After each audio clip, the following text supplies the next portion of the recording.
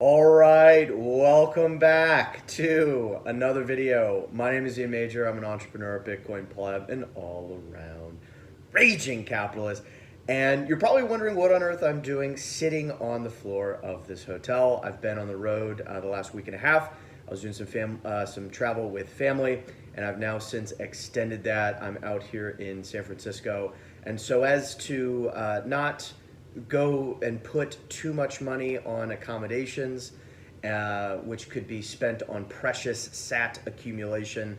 I've gone with a rather modest accommodation here, and the room basically has a bed, and that's about it. There's literally no chairs, and I find that even more hilarious when you consider the chair meme, right? You know, people selling their chairs to stack more sats. So I thought it was incredibly fitting.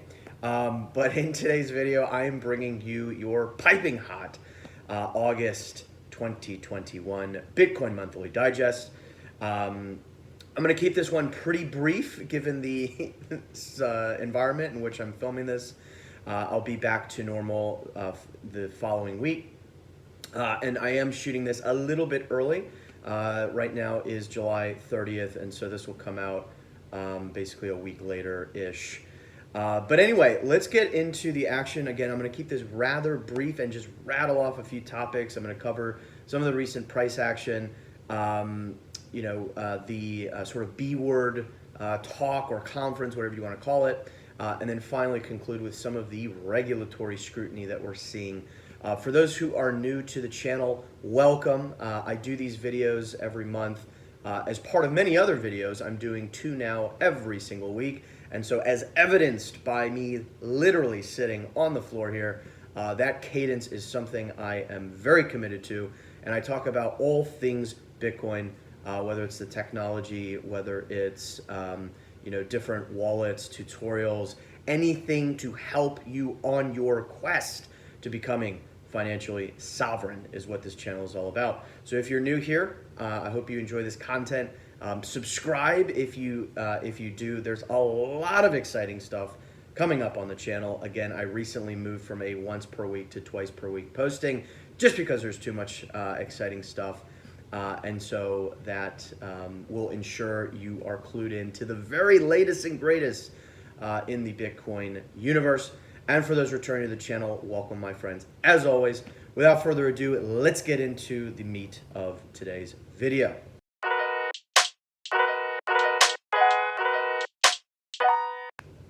All right, so let's jump into it. For those who have watched these monthly digests in the past, you know that my core focus here is really not to kind of closely analyze lots of squiggly lines on charts in order to predict near-term price movement, but I do think there's a lot of value in trying to kind of put context around what we see in terms of the fiat exchange rate or the price of Bitcoin. And so, not surprisingly, as of this filming on July 30th, we've seen quite a bounce from what many are calling the sort of bottom of this kind of latest undulation of the Bitcoin fiat exchange rate. And so as we can see here in this chart from Willy Woo, there was this kind of RSI breakout, which is a momentum indicator. And so, this is interesting, right? And just to recap, what I've covered in some of the prior monthly digests is a lot of the sell-off was really from these kind of whale speculators, newer players in the game, speculating, with a lot of leverage. And once that daisy chain starts to unwind, you get the very large, pronounced drawdowns, such as what we've had over the last few months. Then we've had a ton of accumulation from a lot of retail folks as well, right? Smaller players as well as larger players. And then we've seen this kind of lift off the bottom. Folks can argue that it's because of the B-word conference with Cathie Wood, Jack Dorsey, Elon Musk that we recently had. And I think there's probably some degree of truth to that, but regardless, we're back near 40,000, and so that happened in the blink of an eye, and it just goes to show how quickly these things can move. And so the bottom line here is, again, I'm never going to be the one to recommend trading any of this. I think you should stack sats and hodl and securely take custody of your sats. And that is it. Like literally, it's not that hard. If you just do that, you are going to be successful. But a lot of folks to sleep better at night, they want to know, like, are we in a bear market? Right? Just being able to kind of know the context in which we're operating. And so I think this shows that we're not, right.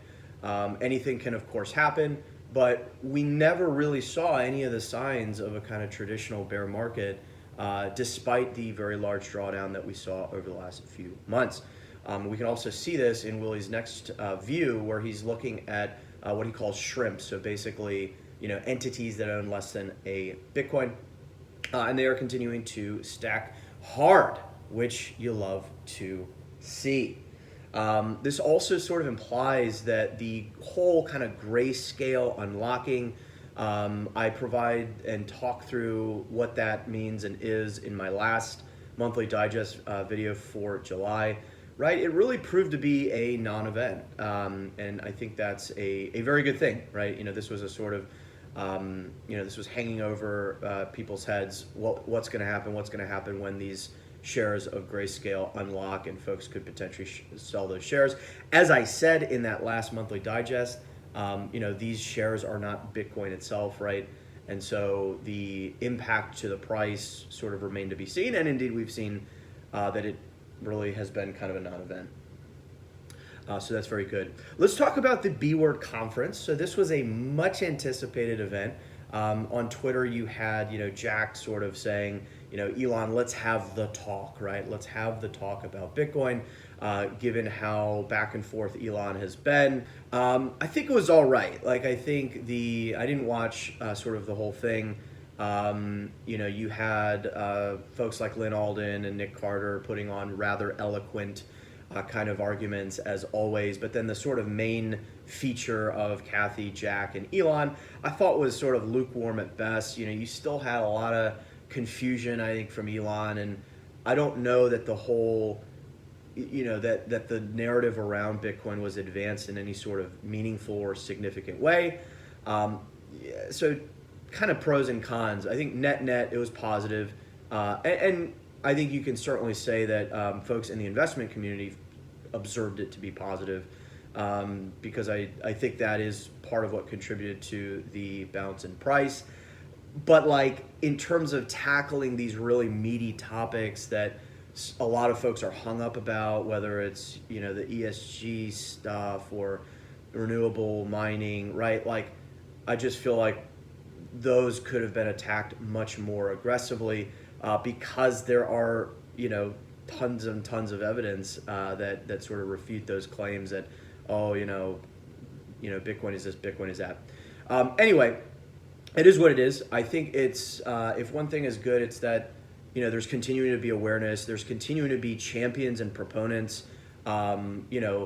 Like Twitter or not, the fact remains that Jack has consistently been an enormous proponent of Bitcoin, and is doing some really, really incredible stuff, in part with Square as they're kind of building out this hardware, which I suspect will be for merchants to be able to seamlessly accept Bitcoin as payments, and maybe even serve as like a hardware wallet to store their sats on. So like no one can possibly question Jack's kind of commitment to the Bitcoin cause. And I think the same can be true. I think the same can be said about Kathy. She's partnered with Square to put out some really, really good research that kind of refutes all these claims that Bitcoin is is unclean, it's dirty energy that's being used for mining, etc. And so it's good to have folks like that in the arena that are at least spewing more truth than lies, I suppose. Right? No one's sort of perfect, but there you have it. Just in my own kind of travels, I've visited a couple major cities here in the U.S. over the last kind of week and a half, and it's been quite interesting just to see billboards in the wild with something Bitcoin related. So it's I think it's very, very clear. And if I think back to the 2017 kind of cycle, I don't recall perceiving this sort of level of awareness or emerging awareness at that time. And so I think this is definitely a meaningful step change beyond that, all of which is very good. But let's talk about some of the ugly as well. So we've definitely seen some, reemergence of insistence around regulatory scrutiny. You've had BlockFi being, essentially deemed that their interest account is a security. So you have 3 states now, including Texas, that have kind of come out and issued cease and desists of BlockFi. And so that's quite interesting. I'm also aware that Celsius, which is another sort of, similar offering where you can, deposit your Bitcoin, earn interest on it. They recently, and perhaps in response to this event, issued new terms of service where they triply emphasize that they're not a bank. This is not a deposit account. You are lending your Bitcoin out to them and are, earning I forget how they phrase it, but it's very, very clear that they're being extremely careful to avoid being perceived as a bank and to avoid having this account be perceived as an interest-bearing account, so as to avoid kind of crossing this line or threshold of what it means to be, a security, right? And so I think we're going to see more and more of that. This, again, underscores what I've been saying for so many months on this channel, which is these services seem nice. Wow, I can earn 3, 4, 5% APY on my Bitcoin, but at the end of the day, not your keys, not your coins. I don't know how much we have to say it. And so if you're doing that, by all means, use a service like Celsius as opposed to BlockFi. BlockFi just has way too much shady stuff going on, and have done for quite some time. And put only the amount of your stack that you feel comfortable losing, right? That's the only way to say it. And if you are using those services, make sure that you have tested withdrawals, such that if shit hits the fan and you need to get stuff off the platform as quickly as possible, you have that process already sort of oiled up and ready to go, because it can take a while if you're just initiating a withdrawal request for the very first time.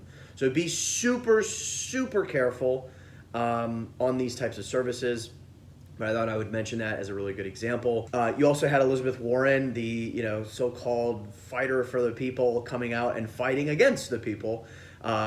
She called the whole kind of crypto ecosystem as being controlled by shadowy super coders, which is quite ironic given that the monetary policy decisions of the global reserve currency, that is the United States dollar, are made behind closed doors with what one might call shadowy individuals. So which ecosystem really is the shadowy one? There is an obvious answer. And so this is all a bunch of show, right? This is all a bunch of show.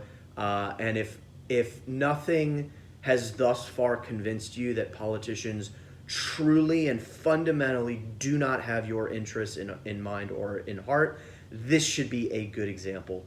Warren, as this proponent of the people, and wants to race to shut down the thing that would empower individuals the very most in our current modern age. And so make no mistake, that is, it's a bunch of show.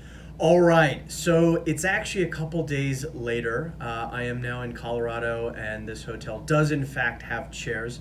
So this video has become a little bit non-purist in that sense, but I think that's okay.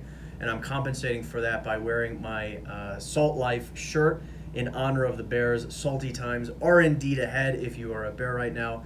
But in any case, I'm reshooting this a couple days later because I wanted to make sure that you have the latest and greatest information and signal as it relates to this final topic I wanted to cover, which is around the crypto tax provision that's being slotted into the latest infrastructure bill in the US. And so for those of you who have not seen this, there seems to be some degree of consensus and alignment among regulators around this infrastructure spending bill. And as part of what they have to do to table that, they have to outline certain policies that will help them raise future revenue that would make up for this spending, or at least that's the theory. One of those proposals is this kind of crypto tax where they're seeking to, rake in something to the tune of 30 billion in revenue from crypto taxes. And so what they're essentially proposing here to accomplish that is heightened surveillance, right? And if you've been watching this channel, you know that has been my kind of biggest number one prediction of what we will see, right? We're not going to see outright bans in the U.S. That's just at this stage, too politically difficult. But what we will see is regulation around surveillance, and that sucks. Now, I was going to kind of leave this section just as I just said it, but I want to kind of read off this very helpful thread from Jake Chervinsky, where he really spells out what's actually in the bill and what the potential implications could be, because it is serious and something to pay attention to. And so, as you can see, this is essentially expanding the U.S. tax code's definition of a broker. And the verbiage is deliberately vague and broad. So the bill expands the definition of a broker to include, quote, any person who, for consideration, is responsible for and regularly provides any service effectuating transfers of digital assets. And so, Jake goes on to say this definition is so broad, it could apply to nearly every economic actor in the U.S. crypto industry. That includes proof of work miners, proof of stake validators, blah, blah, blah, blah, blah. He goes on to say it could include a huge range of DeFi market participants, DEXs, liquidity providers, et cetera, et cetera. And so, this is pretty interesting. And you could read this one of a few ways. A lot of folks in the space kind of think it's on purpose, right? It's probably the case that regulators don't understand this. That's, I think, a given. But it's probably also true that they understand it enough, and the incredibly unhelpful verbiage here is deliberate, right? And they're trying to kind of de facto not ban, all activity from the U.S., but by implementing laws that you can't comply with, you're effectively, issuing a ban. Right, and so if this includes, for example, miners of Bitcoin, does that sort of preclude miners from coming to the U.S. and all the economic activity that would help drive? It remains to be seen whether this actually passes. I think another really good take is from Munib Ali, and he says the proposed tax code in the U.S. Means miners and validators need to KYC, quote, all customers, right? And that entails their respective transactions. And so he says it's equivalent to saying you need to KYC users if you touch internet packets, since that's all these transactions are. It's a kill switch for crypto in the US, and policymakers don't understand this. So he's right, and that sounds quite sobering. I think we'll see amendments and revisions to this before it's actually passed. Even if it is passed in its current form, as far as I understand, it would be a couple years still before it actually goes into force and in effect. And so that's plenty of time for, adaptation. And we've seen other countries kind of go back and forth, right? South Korea is a good example. Bans, no ban, bans, no ban, bans, no ban. So this whole space can be, pretty dynamic as it relates to regulation. But it is interesting, and I wanted to make sure to kind of go through that full picture instead of just kind of brushing this to the side. There's definitely a chance that nothing really comes of this. And indeed, what I find really, really interesting is as soon as a lot of this came out, Bitcoin's price pumped in a major way. And we're now sitting, above 41K. And so, there's this hypothesis that perhaps maybe policymakers were trying to fill their bags with cheap Bitcoin and kind of put this FUD out, right? That's plausible. But maybe it's the fact that institutions observing that there seems to be movement on the regulatory front that makes them feel more comfortable to kind of dip their toes in or dip their toes more in and get an ankle in, et cetera, et cetera. And so that is, potentially what is happening with the price movement coming out of that. So net, this is definitely something we should watch very, very carefully, and that I will be watching and covering in future videos. No need to panic as of yet. I mean, it still remains to be seen whether this even passes in its current form. And even if it does, it is unlikely to have any effect whatsoever for at least a couple of years, which is an eternity in this space. So with that, I'm going to go ahead and close out and conclude this video. Back to San Francisco with no chairs.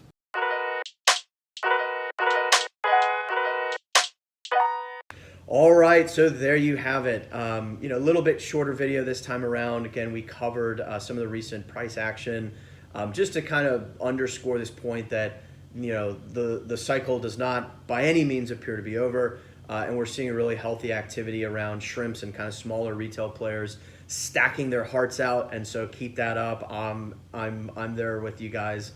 So it's something you love to see.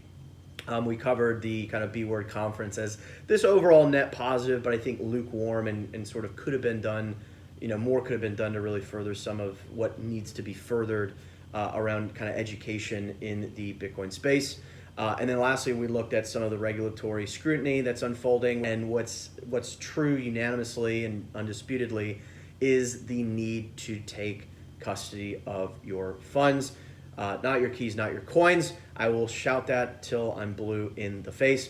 But we'll go ahead and leave this video here for now. I hope you found this valuable. If you did, you already know what to do. Give this video a like, comment down below with themes, topics you'd like to see covered in future videos. Again, I'm putting out content twice per week, even if I have to sit on the floor in a hotel to do it.